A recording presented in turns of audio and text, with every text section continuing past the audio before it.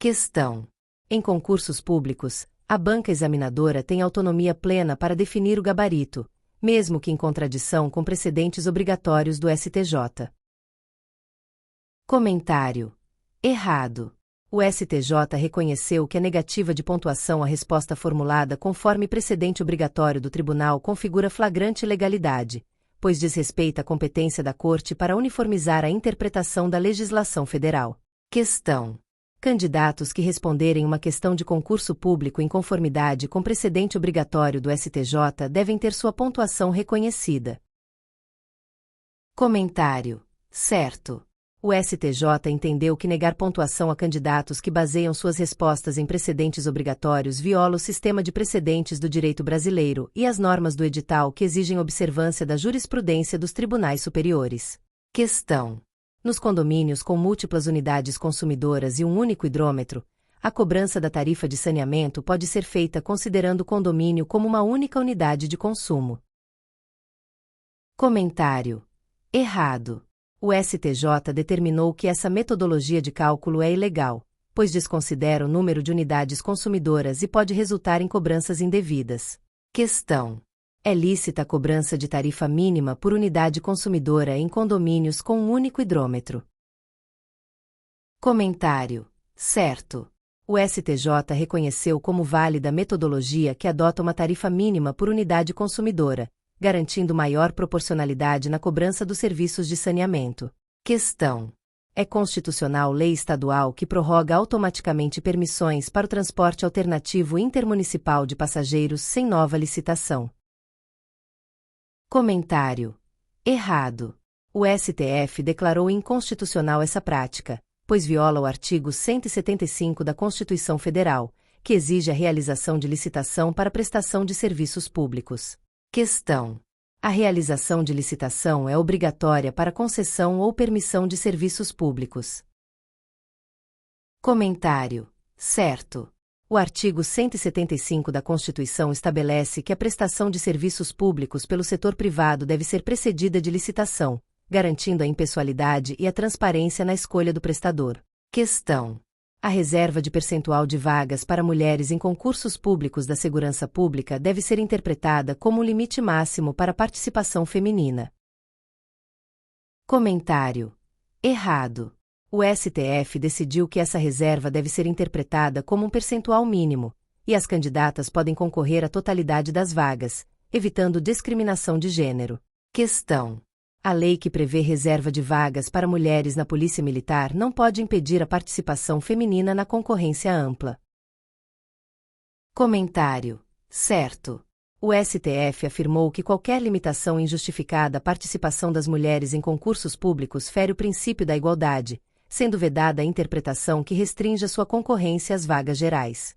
Questão: o Banco do Brasil não pode ser responsabilizado por saques indevidos de contas vinculadas ao PASEP. Comentário: errado. O STJ reconheceu que o Banco do Brasil tem legitimidade passiva em ações que discutem falhas na prestação do serviço e prejuízos decorrentes de saques indevidos ou ausência de aplicação de rendimentos. Questão: o Banco do Brasil pode ser demandado em ações que discutem irregularidades em contas vinculadas ao PASEP. Comentário: certo. O STJ entendeu que o Banco do Brasil, como instituição responsável pela gestão dessas contas, pode responder judicialmente por falhas no serviço e prejuízos causados aos titulares das contas. Questão: a ação popular pode ser utilizada para questionar qualquer ato administrativo, independentemente de ilegalidade ou lesão ao interesse coletivo. Comentário: errado. A ação popular deve ser utilizada para impugnar atos lesivos ao patrimônio público, ao meio ambiente, à moralidade administrativa ou a outros bens de interesse coletivo, não servindo para simples contestação de atos administrativos legítimos. Questão: a ação popular é um direito fundamental que pode ser exercido por qualquer cidadão para proteger interesses difusos. Comentário: certo. A ação popular permite que qualquer cidadão proponha ação visando anular atos administrativos ilegais ou lesivos a interesses coletivos, sendo um importante instrumento de controle social sobre o poder público. Questão: A decisão do STF que declarou constitucionais as vedações da Lei das Estatais teve aplicação imediata e retroativa. Comentário: errado. O STF modulou os efeitos da decisão para manter as nomeações realizadas antes ou durante a vigência da liminar que suspendeu as restrições, garantindo a segurança jurídica das nomeações já efetuadas. Questão: o STJ decidiu que a negativa de pontuação em concurso público, quando a resposta está em conformidade com precedente obrigatório, fere o princípio da segurança jurídica. Comentário: certo. O STJ reconheceu que a recusa da banca examinadora em atribuir pontuação a respostas baseadas em precedentes obrigatórios compromete a segurança jurídica e desrespeita a uniformização da jurisprudência promovida pelos tribunais superiores. Questão: a lei penal mais benéfica pode retroagir para alcançar sanções administrativas, reduzindo penalidades já aplicadas. Comentário: certo. O raciocínio do artigo 5º, inciso 40, da Constituição Federal, que permite a retroatividade da lei penal benéfica, também se aplica ao direito sancionatório, incluindo sanções administrativas menos graves. Questão: a Ordem dos Advogados do Brasil, OAB, está obrigada a prestar contas ao Tribunal de Contas da União, TCU, pois administra recursos de natureza pública. Comentário: errado. O STF firmou o entendimento de que a OAB não está sujeita à prestação de contas ao TCU nem a qualquer entidade externa, pois não há previsão expressa que imponha essa obrigação.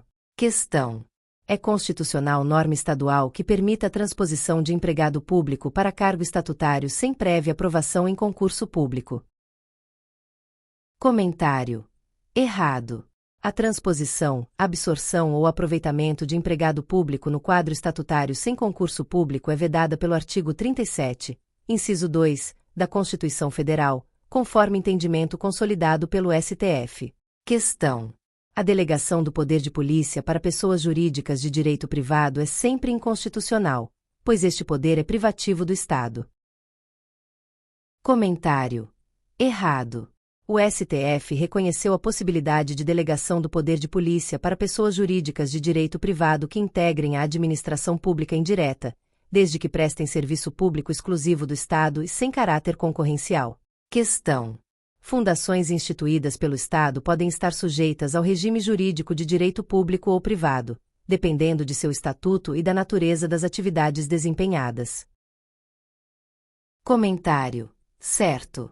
A qualificação de uma fundação como sujeita ao regime público ou privado depende do seu estatuto de criação e da natureza das atividades desempenhadas, podendo ser regida pelo direito privado quando houver atividade econômica ou delegável.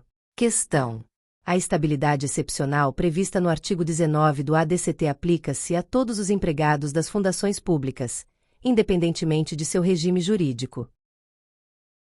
Comentário: errado. A estabilidade excepcional do artigo 19 do ADCT aplica-se apenas aos servidores de pessoas jurídicas de direito público, não abrangendo empregados de fundações públicas de direito privado. Questão: as câmaras municipais possuem personalidade jurídica própria e podem atuar em juízo como qualquer outra pessoa jurídica. Comentário: errado. As câmaras municipais não possuem personalidade jurídica, apenas personalidade judiciária, podendo demandar em juízo apenas para defender seus direitos institucionais, conforme entendimento do STJ.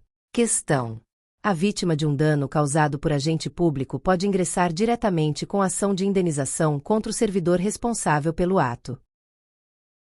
Comentário: errado.